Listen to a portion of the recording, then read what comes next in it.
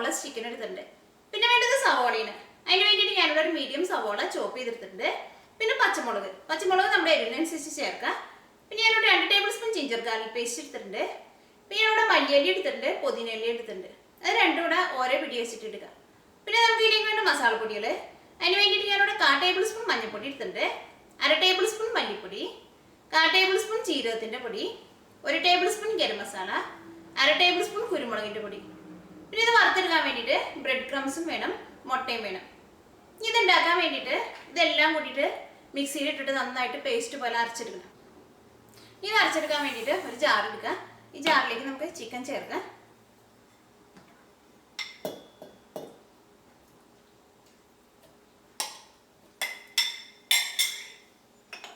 സവോള ചേർക്കുക, പച്ചമുളക് ചേർക്കുക,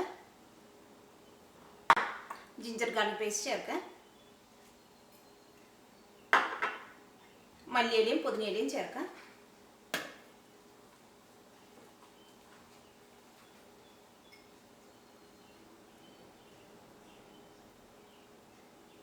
ഇതെല്ലാം കൂടിയിട്ട് നന്നായിട്ടൊന്ന് അരച്ചെടുക്കുക.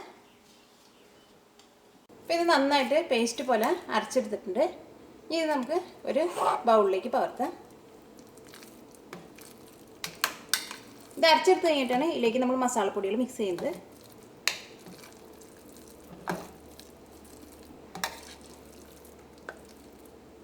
ഇതിലേക്ക് നമ്മൾ മുളകിൻ്റെ പൊടി ചേർക്കണില്ല. എരിവിന് വേണ്ടിയിട്ട് പച്ചമുളകും കുരുമുളകും മാത്രമേ ചേർക്കണുള്ളൂ. നമ്മുടെ എരിവിനനുസരിച്ചിട്ട് പച്ചമുളക് ചേർക്കണം. ഇത് നമുക്ക് ഇതിലേക്ക് ആവശ്യത്തിന് ഉപ്പ് ചേർക്കാം, കുരുമുളകിൻ്റെ പൊടി ചേർക്കുക, മഞ്ഞൾപ്പൊടി ചേർക്കുക,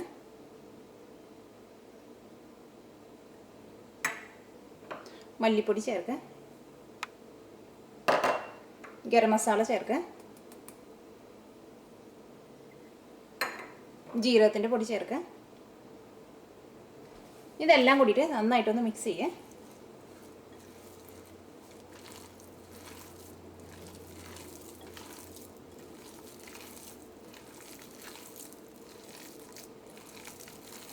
ഇപ്പോൾ ഇതിലേക്ക് മസാലകളൊക്കെ നന്നായിട്ട് മിക്സ് ആയിട്ടുണ്ട്. ഈ ഒരു അരമണിക്കൂർ കഴിയുമ്പോൾ ഇതെടുത്തിട്ട് നമുക്ക് കബാബ് ഉണ്ടാക്കാം. ഇനി നമുക്ക് കബാബ് ഫ്രൈ ചെയ്തെടുക്കാം. അതിന് വേണ്ടിയിട്ട് ഞാനിവിടെ മുട്ട എടുത്തിട്ട് ഒന്ന് ബീറ്റ് ചെയ്തെടുത്തിട്ടുണ്ട്. പിന്നെ ബ്രെഡ് ക്രംസും വേണം. പിന്നെ നമ്മുടെ കബാബിൻ്റെ മിക്സും വേണം. നമുക്ക് ഏറ്റവും ആദ്യം കബാബിൻ്റെ മിക്സ് എടുത്തിട്ട് കബാബിൻ്റെ ഷേപ്പിലൊന്ന് റോൾ ചെയ്തെടുക്കുക.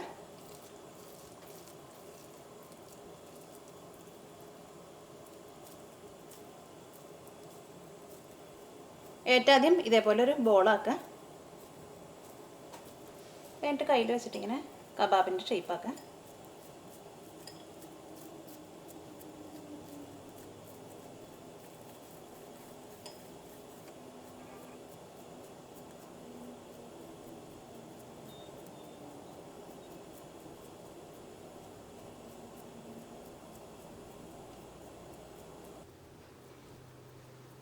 ഇതേപോലെ കബാബിൻ്റെ ഷേപ്പിൽ ഇങ്ങനെ പരത്തിയെടുക്കുക. ഇത് എന്ത് ചെയ്യണമെന്ന് വെച്ചിട്ടുണ്ടെങ്കിൽ ഇത് ഏറ്റവും ആദ്യം നമുക്ക് മുട്ടയിലൊന്ന് ഡിപ്പ് ചെയ്യുക.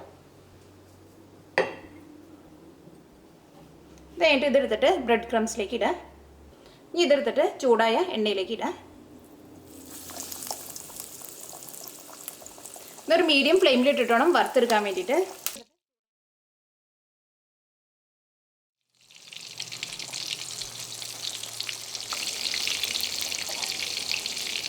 ഇപ്പോൾ കബാബിൻ്റെ ഒരു സൈഡ് നന്നായിട്ട് മുരിഞ്ഞിട്ടുണ്ട്. നമുക്ക് മറ്റേ സൈഡ് കൂടി തിരിച്ചിടാം.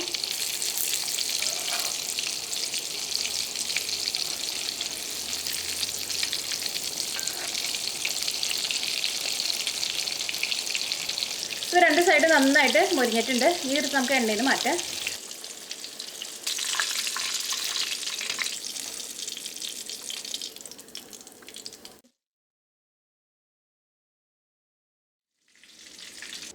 ഇപ്പോൾ ചിക്കൻ കബാബ് എല്ലാം നമ്മൾ വറുത്തെടുത്തിട്ടുണ്ട്. അത് നമ്മൾ വറുത്തെടുക്കുമ്പോൾ ഒരു മീഡിയം ഫ്ലെയിമിലിട്ടിട്ട് വറുത്തെടുക്കുക. എന്നാൽ മാത്രമേ ആ ചിക്കനൊക്കെ നമുക്ക് ശരിക്കും വെന്ത് കിട്ടുള്ളൂ.